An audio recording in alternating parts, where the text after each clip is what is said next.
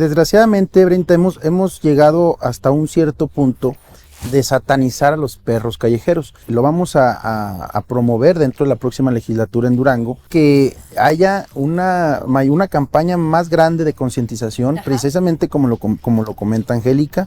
Son seres vivientes, son seres sensibles, son seres que viven, son seres vivos que merecen también una vida digna, un trato digno, y que nosotros...